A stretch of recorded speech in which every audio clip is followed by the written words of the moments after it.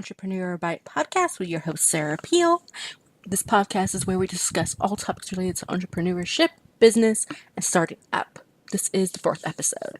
So, I want to thank everyone who has been listening and supporting the show. It's much appreciated.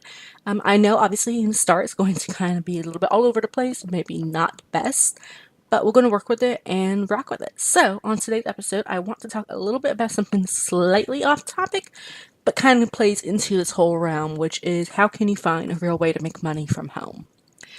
Since I started this podcast, as you know, I went a little bit into my backstory on how I became a business owner and entrepreneur, as well as needing venture capital or anything along those lines in starting, and if it's even possible to actually make a living online, which, if you've listened to the previous episodes, you know that I have confirmed those are all very true.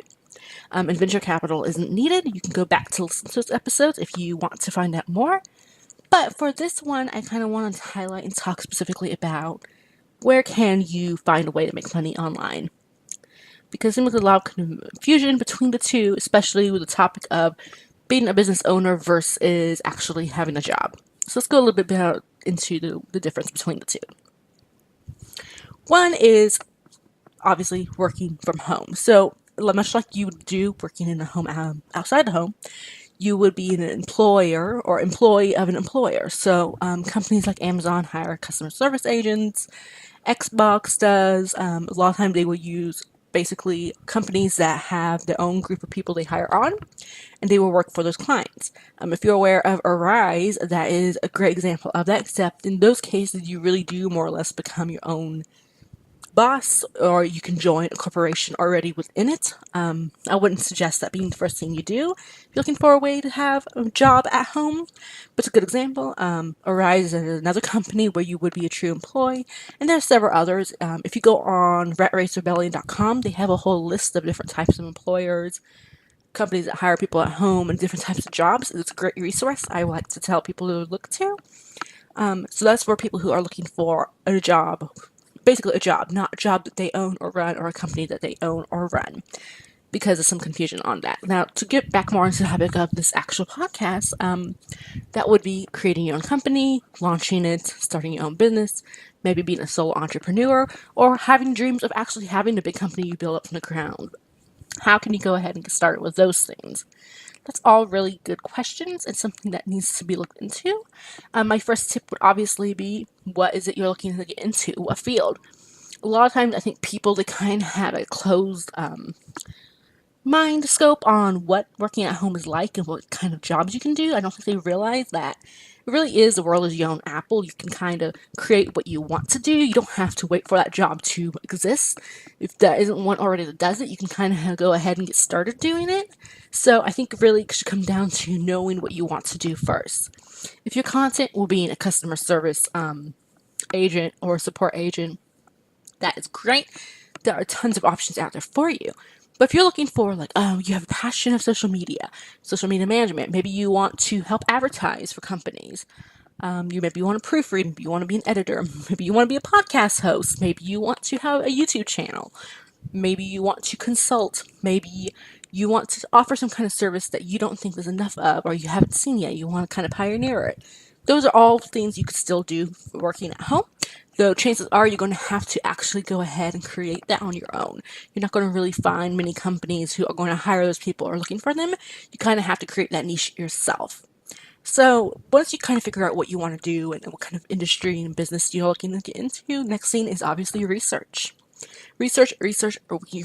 It can't be done enough. Now, I do think there comes a point in time where too much research can be a bad thing, just because it can scare a lot of people off or delay it. Because I really think once you get in the heat of the moment and you're really passionate and excited and ready to go for it, you really should go ahead and just make the leap, jump for it, reach for the stars. If you keep waiting, say, oh, well, tomorrow's a better day, or next month is a better month, or next year, you're going to kind of scare yourself out of it, and you're going to kind of lose that eagerness and desire, and you probably will end up scaring yourself out of the idea. So you really do need to kind of work fast if you're going to get started in this, because it's a very fast moving pace, and then also it kind of helps keep you on your own toes. You can't be indecisive or a procrastinator, because nothing will get done. And I'm speaking about this from my own experiences. As I mentioned previously before, I used to be a freelance writer, and that was great and all. I enjoyed it. Was it my passion? No, and it showed. I think it definitely showed in the sense that I wasn't all that eager to look for more clients. I didn't really know how to market myself because I didn't really have the passion and kept telling myself, oh, I would do this tomorrow, tomorrow, tomorrow. And that's not really a good way because you're going to eventually fall out of it, get scared off, not go for it. So you really need to make sure you reach for the start and you go fast and take action steps towards your actual goal. So after planning and researching, I think the third thing you need to remember to do is make deadlines. Set deadlines for when you want to start, what you want to do, have goals, have targets, make those written down, make them announce, whatever you have to do to motivate yourself. Because if you don't motivate yourself, you're not going to get anywhere, obviously. So you want to make sure you have it. Case in point, when I launched this podcast, I knew that if I kept doing research and not set a date, I wouldn't ever actually do it. I wouldn't ever go ahead and publish the first episode, launch it. And that's not what I wanted. I knew I wanted to make this actually happen. So I set a deadline for 2 weeks in advance because that was a goal to work towards. I had things I knew I needed to get done beforehand to make sure that it would go smooth, and that's what I did. I set that date and I went and worked for it, and since then it's been going good. Obviously, as you can see, this is the 4th episode, so if that doesn't tell you that I've actually been actively working because I had set deadlines, then I wouldn't be here where I am today. So deadlines are important and goals. If you need help with that, you can always do research, go on forums, ask people what they think, and then also find a date that you're comfortable with. If you think 2 weeks is too short, push it maybe for a month. If you think 2 weeks is too long, push it for maybe next week or a week and a half. Set a date that you're comfortable with so you know that you're going to actually work towards it, and one day you feel like, okay, this is doable. I can attain this, because that's another thing. You want everything to be attainable. And this is even true if you're going to try to work for somebody else. You want to set dates that are attainable for you to get that job. If you set anything too close, you're not going to achieve it. You're going to get bored and mad and you're going to give up. If you set too far in advance, you're probably not going to actually do it while the time comes because you won't be taking the steps and doing the necessary actions to get towards that goal. So that's why it's kind of important to have a middle ground deadline for you that you're comfortable with, that you know that you can work towards and is attainable. Because without that, you're pretty much doing nothing other than dreaming. You're not actually going forward. Besides that, I think another thing that people need to realize is check out competition. And this is kind of goes along with the whole research thing. Find out what other people who are doing that kind of work similar to what you want to do. Find out what they're doing, see what they're offering. Think, okay, I like what this person's doing, but what can I do better? How can I take it and angle it in a way that it works better in my favor and gives me a marketing edge and a difference to set myself aside? Because if you have a million companies doing the exact same thing, you don't have a competitive edge. Why is somebody going to choose you over somebody else? So you need to find a way to make yourself more attractive to those potential clients. So they'll say, okay, I like this person. I like either their experience. I like how they're going to tackle this plan. I like their ideas. I like their price payments. I like the commitment. Anything along those lines when you can take and do better, because that's what business is all about. Taking is what already is out there and making it better and bigger for people and clients who want to buy your service, because otherwise it won't do you any good and it won't set you aside, and you probably will have a harder time finding clients. Example, when I did freelance writing, I tried to angle by having a specialty niche within technology, and that seemed to work to a certain degree. Of course, I'll be honest, that's probably not the best field writing to get into, because it seems like that much room. Not many people are looking for those kind of writers, but it's something else. You could do business. You're going to do writing or something. Find out something you're comfortable, you're knowledgeable in, and a way you can set yourself aside. Let people know, okay, they want to hire you because you specialize in this product or this service that they can't find anywhere else, or for that deal, or for that expertise, or for that experience. Find a way to market yourself in a better way. So, maybe spend a couple hours each day looking at competition, write notes, take screenshots if you need to, find out what you need to do to set yourself apart and stand out in the future.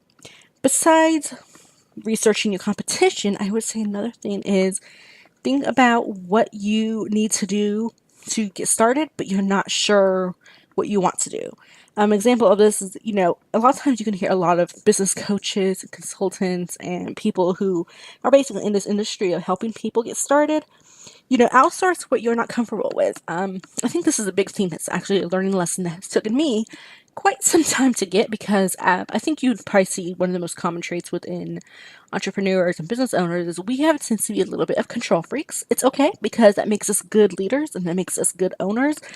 But at the same time, that can give us issues because we try to do what we probably can't do very well or shouldn't be even trying, and we can mess up in the process of that. Case in point, I love web design, but that's not my strong point. I don't have a lot of time as I used to kind of play around with it.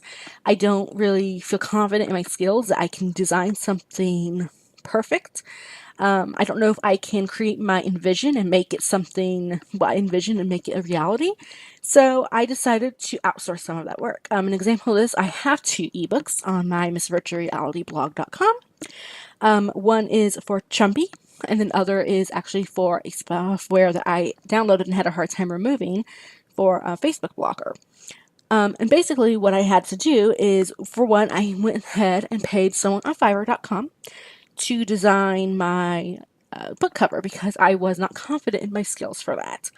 It was a great cover. It wasn't a great customer experience with that seller. If you do use sites like Fiverr, I will say be super careful about who you use. Make sure they have high ratings, have a lot of orders under their belt, and be willing to shell out a little bit more money up front to get a better service. This is what I would say in those, but I was happy with it, and I used it. The other one I actually created the cover myself with a free generator, and I would say that cover does not do anything nearly as well as the first one. The first one looked a lot better and more professional. So when it came to branding for this podcast, which includes podcast art that you see on like iTunes and Spotify and sites like that, I went ahead and said, okay, I'm going to go ahead and pay somebody to create, because I'm not going to have time to do it myself, and I don't think I could design anything better than what I could get someone else to do who could probably do it 10 times better than I. And that's what I did. I paid someone, had a great experience with them. They did a beautiful job. I think it actually looks like me, and I'm pretty confident with what I got, and I'm using it everywhere to help brand, because that's the thing. I'm trying to brand this podcast, so that's a good example. Also, I have more ebooks I'm trying to plan and write, and I will be paying an editor because I don't really trust myself in editing, and I want to make sure that I have fresh eyes as someone who might be a little bit less partial to my style of writing. So that's what I'm going to do. So things like that. Don't be afraid to outsource. Find out what you have the budget for and what you want to do the least, or you don't feel confident, and outsource. Great sites like Fiverr.com. I know a lot of people like Upwork. I'm not much of a fan of Upwork. I used to work for some, or sell my services to their previous site called Odesk.com. And I had a lot of bad experiences with that. There's a lot of competition. I think a lot of people are not that great. I know Fiverr is lower tier in terms of pay, but I feel like that you'll have a better chance of finding someone who's good at what they do, and there's going to be an easier way to find it because they basically kind of have a portfolio up there. So I prefer them over Upwork. But whatever you prefer, you might feel better with it because they use things a way to make it easier to pay, to protect the seller and the buyer. Things like that. Think about what you want, what features you want. But maybe even look on some freelancer sites, like type up graphic designers or podcast music creators, things along those lines, and find out what you're looking for, what's in your budget, and what you're willing to pay for. For the other things that you might feel, well, I don't think I'm going to be all that great at, but I could probably do it until I get to a point I could actually afford what I'm looking for. You can kind of work on that. Maybe it won't be so great. Maybe you'll take your time with it. But, just figure out what you can and want to do and what you can and want to outsource, because that really makes a difference and makes you running the show a lot smoother and happier and just more positive. And that way you can actually feel confident with what you're putting out there. Besides researching and trying to figure out what you want to outsource, next thing is obviously marketing. Marketing is a huge thing, and we will go more into marketing in future episodes. I do think it's a very topic that needs a lot of depth and being thorough and just thinking about it and what you want to do with it. There's a lot of different levels, and a lot of people will tell you do A, B, and C, and then somebody say, oh no, do X, Y, and Z. There's a lot of middle ground, and also I think it depends on what you're doing. It is easier in a lot of ways to try to find a job than create one. So again, if it's something you feel like you don't want to risk or you don't really know who to market or how to market, maybe you should kind of think about becoming an employee of a company that's already doing what you want to do, so you can kind of see how that business is ran and get an idea on how you can take it. But really, for those who want to go ahead and dive in and get a head start, you know, think about your marketing plan. You can look up companies that do marketing services. Be warned, a lot of them are super duper expensive. You that's their business. That's what they're selling to you. Can't hate them on that. You can't. But at the same time, it's kind of like, well, do you really want to pay money for that? I know a lot of people will tell you, including myself, that you can still do a lot of good marketing for free. The only thing it's going to take is time and some research, which I know you're probably getting sick of hearing about research in this episode because I'm mentioning it a lot. But really, without research, a business isn't going to go very far. So, think about what you want to do. Case in point, for this podcast, I knew that, okay, I want to try to get it out there to many ears as possible. But I don't have a lot of budget to pay for some of the fancy or podcast hosts. So one of the first things I decided on was SoundCloud, which it's a good site. I'm not going to say it isn't. Does it where I get my best marketing? No, but I'm also using sites like YouTube or obviously I'm using Anchor.fm, which is a great one because it allows me to host my files and I can push them to multiple platforms, including iTunes, Spotify, Google Podcasts. So I'm actually quite happy with that, and I am seeing more people listening to my podcast from that service than anything else. So, find out how you can market and get the biggest bang for your buck or even for free. A couple other things. When I used to freelancer, I hosted my own blog on blogger.com, which I know is a free site, and a lot of people think, you're not going to really get the best experience with that. But don't be underestimated and think that just because something's free is not worthwhile, because it can be. It's a great site to get started and kind of feel your way around and see where you want to go with it. And, it doesn't really cost you anything other than time and some thinking and writing, obviously. So look and see what free options you have available to you. Another thing that I would say is using social media networks. Social media is powerful. That's why you're seeing more and more companies paying for people to help manage it, and why they are actually hiring quote unquote influencers to help get their brand out there. The power of word of mouth is more powerful now than it's ever been because they can reach more people in a shorter amount of time and money through the internet. So, use social media, use Twitter, use Instagram, use Snapchat, use any of those kind of things, Facebook, whatever, to help kind of get the word out there and let people know, hey, I'm starting this business, blah, blah, blah, blah, this is what I'm doing. Go ahead and put it out there. Ask for people to help share it. Maybe offer some work for free, saying, hey, if you want something done for free in turn of a review and sharing of my services, then go ahead and do that. There's tons of ways. Another good thing to use is obviously look for companies looking for what you're selling. So if it's like a writer, go on Craigslist, apply for jobs that you see. Do cold marketing. I would be a little careful with this because now the new laws, especially in Europe, with under the EU, as I'm sure you know, there's GDPR, and there's some word coming around that the US probably will kind of have similar laws coming in place. So you want to be kind of careful on how you're going to market through email and such. But it's not a bad idea to kind of get familiar, to see how it works, and build an email list. And see what you can do with that. It could be a powerful tool and help a way to kind of get your name out in front of people, especially if you're offering a freebie to kind of in turn for them to sign up. So maybe like an ebook, a helpful guide, a white paper, infographic, something in turn for them to think, okay, I want this, I need this, so I don't mind giving my email just because essentially I'm getting it for free and I can always unsubscribe. Of course, a lot of people don't really unsubscribe, as you probably have seen, or if you look at your own email box, I'm sure you have plenty of newsletters you signed up for that you actually never unsubscribed from, which you probably want to change that now since I brought it up. But it's a good example of an effective way to market for free and as a way to get your brand and your services out there to as many people as possible. Again, the only real investment it's going to have is time and creativity. And I think most of us, I can say, we can do all that for free. If that means you have to balance out if you're working or going to school, spend a day on your weekend. For me, most of my days spent on my podcast is on Sunday, because it's a free day of mine and I can kind of spend that day and lay out a bunch of different episodes and marketing plan, and that's what I do. So it's a good way to kind of set some time aside and know, okay, that is my designated day. And the rest of the week, I can kind of work and chip away at some of the other things I need to do for it. So, time doesn't, you don't need a lot of time. You just need the mindset to go ahead and set aside time, probably the same time every week to just work on, and just know that time is meant for that and that alone.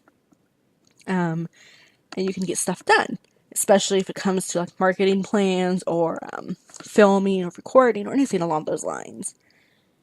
So, besides all of that, to kind of get back on the topic of if you want to be an employee and make money from home or have a real at home job without having to worry about having your own company, there's a couple more things I want to touch on in this. I think there's a lot of confusion, and you're going to see these terms probably used interchangeably when they really shouldn't, and that is the topic of employee versus independent contractor. If you've been looking for work, especially work at home jobs since I would say 2008 or when the economic downturn happened, you're going to notice that a lot of companies are abusing, in my personal opinion, independent contractors. And what I mean by that is it's a way to get people to work for lower wages without having to offer benefits and pay their taxes. It's a cheaper way to get work done. And a lot of companies abuse that because it's cheaper. And you're going to see a lot of companies are going to want that. There's some who will hire employees, which is great, and that's something that, if that's really what you want, you want benefits, you want that confidence, go ahead and go for that. Look for that. Just know you're going to probably take a lot longer to find that versus an independent contractor. Because essentially being an independent contractor is still having your own business. You just have different clients. You just may not see yourself as a business or take it seriously because you didn't go into it with the mindset of owning a business. I'll probably have a future episode talking about how it really is kind of a business of its own and what people should and shouldn't do, because I have a lot of experience with being an independent contractor. But with that being said, you need to be aware that that term will be used a lot. A lot of times they will say, oh, you make how much money you put into it, or however much you decide you want. That's usually a good giveaway that, okay, this is probably an independent contractor and not an employee, or it's a commission only kind of thing. So just be aware of that and know that employment positions from work at home, they're out there. They're few far in between and a whole lot of competition. Independent contractor positions, on the other hand, going to be easier to find. You're going to see a lot more of them, and there's still going to be a lot of high competition. Don't get me wrong, but probably easier for you to find one of those before you will find employment. And sometimes independent contractor positions do end up becoming employee positions, which are great. That's how I kind of have my current job. But just know that you're going to need to be prepared for that. You're going to need to be prepared to see a lot of independent contractor positions before you're going to see employment. If that's a deal breaker, be upfront with the company. Say, hey, you didn't say if it's an employer or independent contractor. What is this? So that way you cannot waste your time and they don't have to waste their time either trying to find someone. And also, you might look up state laws and just do some general research on what is allowed and isn't allowed for independent contractors. Again, I'm not a lawyer and this isn't a legal show, but personally, my personal opinion, it is abused, and I think people need to be careful about what they do and don't do under the term of independent contractor so they don't waste their time and efforts and be mistreated. So, with that being said, this is talking about how to get a legit job at home. I will eventually maybe have a future episode more about work at home jobs as employees. I didn't want to go too much into it in this episode and show because this again is mostly about being a business owner. That's what I specialize in on this podcast, so that's what I really wanted to highlight. But I do want to give warnings to some people. I know a lot of people probably get the two mixed up and might listen to the show thinking they're going to get advice or find out some useful info, which I want to be able to provide those to them as well. But again, that's not what the show is about. So until next time, please feel free to subscribe and share, and I will catch you on the next episode.